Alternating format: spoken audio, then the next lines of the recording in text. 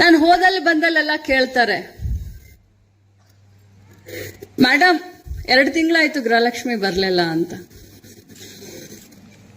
3 ತಿಂಗಳಾಯ್ತು ಗೃಹಲಕ್ಷ್ಮಿ ಬರ್ಲಿಲ್ಲ ಅಂತ. ನನಗೆ ಖುಷಿ ಅನ್ಸುತ್ತೆ, ನಂಗೆ ಕೋಪ ಬರೋದಿಲ್ಲ.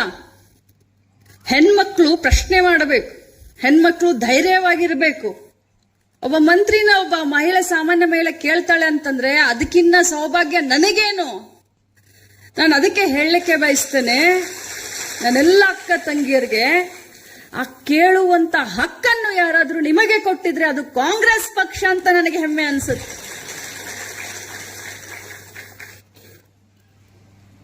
ಇಲ್ಲಿಯವರೆಗೆ ಸರ್ 900 ಕೋಟಿ ಹತ್ರ ನಮ್ಮ ಗ್ಯಾರಂಟಿ ಅಧ್ಯಕ್ಷರು ಹೇಳ್ತಾ ಇದ್ರು. ಈ ಜಿಲ್ಲೆಗೆ ಸುಮಾರು 900 ಕೋಟಿ ಹತ್ರ ನಾವು ಗೃಹಲಕ್ಷ್ಮಿಯ ಹಣವನ್ನ ಕೊಟ್ಟಿದ್ದೇವೆ. ಒಬ್ಬೊಬ್ಬರಿಗೆ 44,000 ರೂಪಾಯಿ ಒಬ್ಬೊಬ್ಬರಿಗೆ.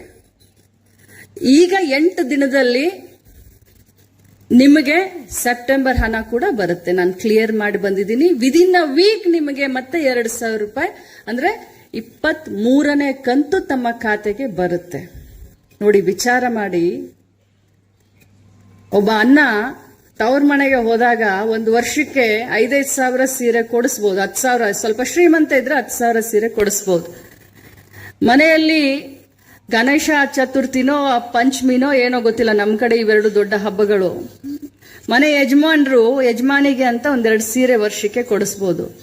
ಯಾರು ನಮಗೆ ಯಜಮಾನಿ ಅಂದ್ರೋ ಇಲ್ಲೋ ಗೊತ್ತಿಲ್ಲ, ಬಟ್ ಸಿದ್ದರಾಮಯ್ಯನವರು ಮಾತ್ರ ಎಲ್ಲ ನಮ್ಮ ಗೃಹಲಕ್ಷ್ಮಿಗಳಿಗೆ ಯಜಮಾನಿಗಳಂತ ಹೇಳಿ ಒಂದು ಕಾರ್ಯಕ್ರಮ ಬೇರೆ ಸರ್ಕಾರಗಳು ಮಹಿಳೆಯರಿಗೋಸ್ಕರ ತಂದಿರೋದನ್ನ ತೋರಿಸ್ಕೊಡ್ರಮ್ಮ ನೋಡೋಣ. ಒಂದೇ ಒಂದು ಕಾರ್ಯಕ್ರಮ. ಅಂಗನವಾಡಿ ತಂದವ್ರು ನಾವು, ರೇಷನ್ ತಂದವ್ರು ನಾವು, ಅನ್ನಭಾಗ್ಯ ಮಾಡಿದವ್ರು ನಾವು, ಮಹಿಳಾ ರಿಸರ್ವೇಶನ್ ಬಿಲ್ ತಂದವ್ರು ನಾವು, ವಿಧವಾ ಪೆನ್ಷನ್ ತಂದವ್ರು ನಾವು, ಮಧ್ಯಾಹ್ನದ ಬಿಸಿ ಊಟ ತಂದವ್ರು ನಾವು, ಅಂಗನವಾಡಿಯಲ್ಲಿ ಊಟ, ಮೊಟ್ಟೆ, ಬಿಸಿ ಹಾಲು, ಕ್ಷೀರಭಾಗ್ಯ ತಂದವ್ರು ನಾವು. ಒಂದು ಕಾರ್ಯಕ್ರಮ ಮಹಿಳೆಯರ ಪರವಾಗಿ, ತಂದೆಯ ಆಸ್ತಿಯಲ್ಲಿ ಮಗಳಿಗೂ ಕೂಡ ಹಕ್ಕಿದೆ ಅಂತ ಕಾನೂನು ತಂದವರು ನಾವು. ಮಹಿಳೆಯರಿಗೋಸ್ಕರ ಒಂದು ಕಾರ್ಯಕ್ರಮವನ್ನ ಬೇರೆ ಸರ್ಕಾರ, ಬೇರೆ ಪಕ್ಷದವರು ಮಾಡಿದ್ರೆ ತೋರಿಸ್ರಮ್ಮ. ಒಂದೇ ಒಂದು ಕಾರ್ಯಕ್ರಮ ಮಹಿಳೆಯರಿಗೋಸ್ಕರ ಮಾಡಿದ್ದಾರೆ ಅನ್ನುವಂಥದ್ದನ್ನು ಹೇಳಿ ನೋಡೋಣ. ಸಾಧ್ಯನೇ ಇಲ್ಲ. ನಾನು ಅದಕ್ಕೆ ತಮ್ಮೆಲ್ಲರಿಗೂ ಏನ್ ಹೇಳಲಿಕ್ಕೆ ಬಯಸ್ತೇನೆ, ಆಮೇಲೆ ನನ್ನ ಕಾರ್ಯಕ್ರಮದ ಬಗ್ಗೆ ಹೇಳ್ತೀನಿ. ನಾವು ಮಹಿಳೆಯರು, ನಾವು ಕೃತಜ್ಞತಾ ಭಾವನೆ ನಮ್ಮಲ್ಲಿ ಇರಬೇಕು. ಇವತ್ತು ನಾನು ಹೇಳ್ತಿದ್ದೀನಿ ಅಂದ ತಕ್ಷಣ ನೀವೆಲ್ಲ ಬದಲಾಗ್ತೀರಿ ಅಂತ ಆ ಭ್ರಮೆಯಲ್ಲೂ ಕೂಡ ನಾನಿಲ್ಲ.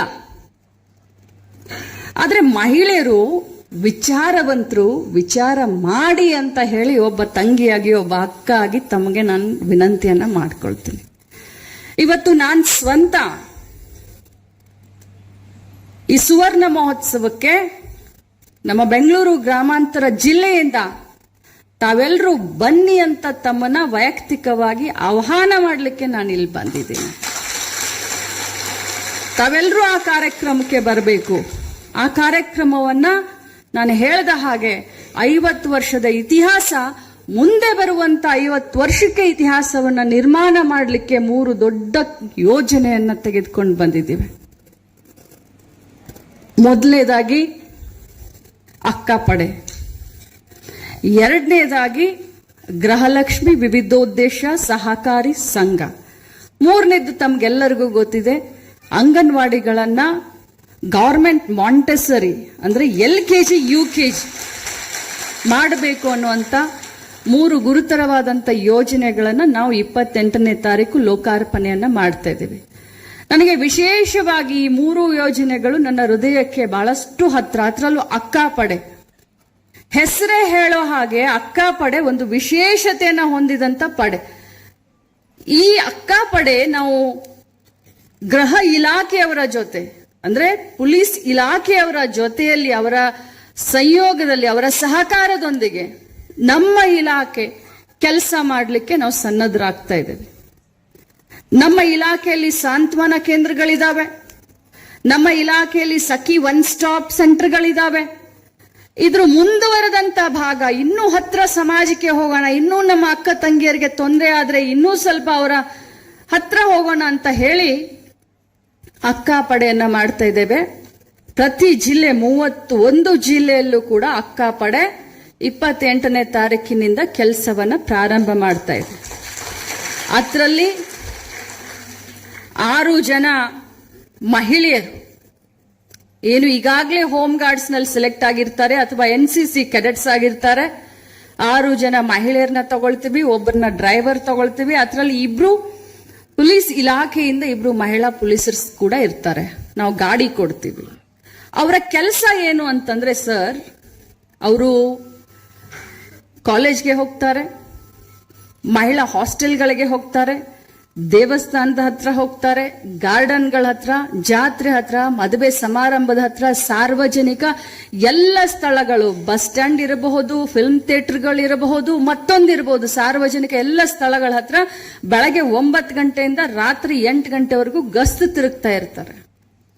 ಯಾಕಂತಂದ್ರೆ ಇಲ್ಲಿ ಕೂತ್ಕೊಂಡಂತ ಎಷ್ಟೋ ಮಹಿಳೆಯರು ಹೇಳ್ಕೊಳಕ್ ಆಗದಂತ ತೊಂದರೆಗಳಿರ್ತಾವೆ, ಮನೆಯಲ್ಲೇನೆ ತೊಂದರೆಗಳಿರ್ತವೆ. ಆದ್ರೆ ಮರ್ಯಾದೆಗೆ ಹೆದರಿ ನಾವ್ಯಾಕೆ ಪೊಲೀಸ್ ಸ್ಟೇಷನ್ಗೆ ಹೋಗೋದು, ನಮ್ಗೆ ಯಾಕೆ ಬೇಕು, ಕಷ್ಟ ಆಗ್ಲಿ ಸುಖ ಆಗ್ಲಿ ಇಲ್ಲೇ ಇರೋಣ ಅನ್ನೋಂತ ಬಹಳಷ್ಟು ಮಹಿಳೆಯರು, ಕಷ್ಟ ಪಟ್ಕೊಳ್ಳುವಂತ ಮಹಿಳೆಯರು ಈ ಅಕ್ಕಾ ಪಡೆಯನ್ನ ನೀವು ಸಂಪರ್ಕ ಮಾಡಿದ್ರೆ ನಿಮ್ಮ ವಿಳಾಸ ಆಗ್ಲಿ ನಿಮ್ಮ ಗುರುತನ್ನ ಗೌಪ್ಯವಾಗಿಟ್ಕೊಂಡು ತಮಗೆ ನ್ಯಾಯ ಒದಗಿಸ್ಕೊಡುವಂತ ಕೆಲಸ ಈ ಅಕ್ಕಾ ಪಡೆ ಮಾಡುತ್ತೆ. ಕಾಲೇಜ್ಗೆ ಹೋಗುವಂತ ಸಂದರ್ಭದಲ್ಲಿ ಬಸ್ ಸ್ಟ್ಯಾಂಡ್ ಹತ್ರ ಯಾರೋ ಹುಡುಗ ಹುಡುಗಿನ ಕೀಟಲೆ ಮಾಡಿದ್ರೆ ಮರ್ಯಾದೆಗೆ ಹೆದರು ಮನೆಯಲ್ಲೂ ಹೇಳೋದಿಲ್ಲ, ಬೇರೆಯವ್ರಿಗೂ ಹೇಳೋದಿಲ್ಲ. ಅಂತ ಹುಡುಗಿಯರು ಕೂಡ ಈ ಅಕ್ಕಾ ಪಡೆಯನ್ನ ಫೋನ್ ಮುಖಾಂತರ, ಆಪ್ ಮುಖಾಂತರ, QR ಕೋಡ್ ಮುಖಾಂತರ ಸಂಪರ್ಕ ಮಾಡಿದ್ರೆ 5 ನಿಮಿಷದಲ್ಲಿ ಆ ಅಕ್ಕಾ ಪಡೆ ಸನ್ನದ್ಧ ಆಗುತ್ತೆ. ಅವ್ರನ್ನ ಸಂಪರ್ಕ ಮತ್ತೆ ವಾಪಸ್ ಸಂಪರ್ಕ ಮಾಡುತ್ತೆ. ಅಕ್ಕಾ ಪಡೆಗೆ ಕಂಪ್ಲೇಂಟ್ ಕೊಡುವಾಗ ನೀವು ಫೋನ್ ಮುಖಾಂತರ ಮಾಡಬಹುದು, ವಾಯ್ಸ್ ಮೆಸೇಜ್ ಹಾಕಬಹುದು ಅಥವಾ ಮೆಸೇಜ್ ಮಾಡಬಹುದು. ಸೊ ಬಹಳಷ್ಟು ವಿನೂತನವಾದಂತ ಈ ಒಂದು ಅಕ್ಕಾ ಪಡೆಯನ್ನ ಸಮಾಜಮುಖಿಯಾಗಿ ಇನ್ನೂ ಮಹಿಳೆಯರಿಗೆ ಹತ್ತಿರವಾಗಿ ಇದನ್ನ ನಾವು ತೆಗೆದುಕೊಂಡು ಬರ್ತಾ ಇದ್ದೇವೆ. ಇನ್ನು 2ನೇ ಕಾರ್ಯಕ್ರಮ ಗೃಹಲಕ್ಷ್ಮಿ ವಿವಿಧೋದ್ದೇಶ ಸಹಕಾರಿ ಸಂಘ. ನಮ್ಮ ಜಿಲ್ಲೆಯಲ್ಲಿ, ಬೆಂಗಳೂರು ಗ್ರಾಮಾಂತರ ಜಿಲ್ಲೆಯಲ್ಲಿ ಎಷ್ಟು ಜನ ಇದ್ದಾರೆ ಗೃಹಲಕ್ಷ್ಮಿಗಳು ಅನುರಾಧ? 2,18,000. ಎಷ್ಟು ಜನ CDPOಗಳಿದ್ದಾರೆ? ಒಂಚೂರು ಸ್ವಲ್ಪ CDPOಗಳು, ಸೂಪರ್ವೈಸರ್ಗಳು ಎಲ್ಲೆಲ್ಲಿದ್ದೀರ? 4 ಜನ. ಓಕೆ. ಸೂಪರ್ವೈಸರ್ಸ್ 16 ಜನ ವರ್ಕಿಂಗ್ ಇದ್ದಾರೆ ಮೇಡಮ್. 44. ಎಷ್ಟು ಜನ ಅಂಗನವಾಡಿ ಕಾರ್ಯಕರ್ತರು ಬಂದಿದ್ದಾರೆ? ಸ್ವಲ್ಪ ಕೈ ಎತ್ತಿ.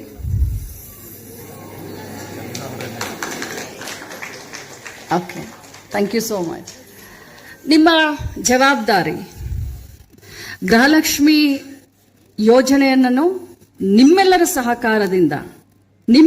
ಸಹಕಾರದಿಂದ ಗಟ್ಟಿ ಧ್ವನಿಯಲ್ಲಿ ಹೇಳಲಿಕ್ಕೆ ಬಯಸ್ತೇನೆ.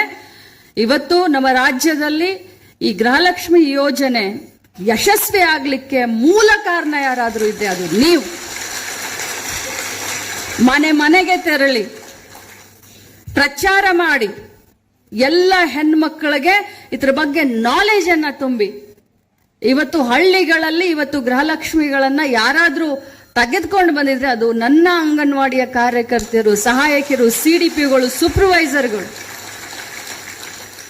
1,27,00,000 ಮಹಿಳೆಯರಿಗೆ ಇದರಿಂದ ಅನುಕೂಲ ಆಗ್ತಾ ಇದೆ.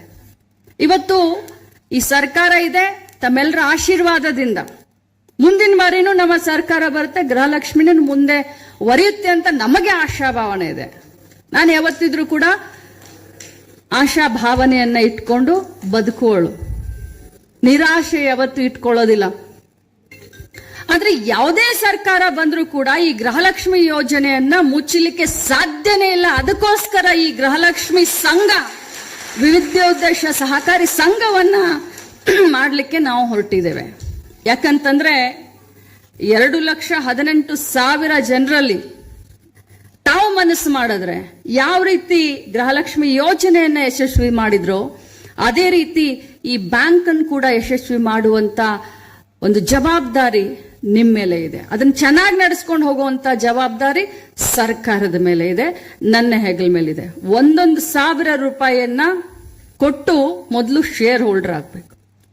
ಶೇರ್ ಹೋಲ್ಡರ್, ನಮ್ಮ ಬ್ಯಾಂಕಿನ ಶೇರ್ ಹೋಲ್ಡರ್ ಆಗಬೇಕು. ಆಮೇಲೆ ಪ್ರತಿ ತಿಂಗಳು 200 ರೂಪಾಯಿಯನ್ನ ಸೇವಿಂಗ್ ಮಾಡಬೇಕು. ಪ್ರತಿ ತಿಂಗಳು, ಬರೀ 6 ತಿಂಗಳಲ್ಲ, ಪ್ರತಿ ತಿಂಗಳು 200 ರೂಪಾಯಿ ಸೇವಿಂಗ್ ಮಾಡಬೇಕು.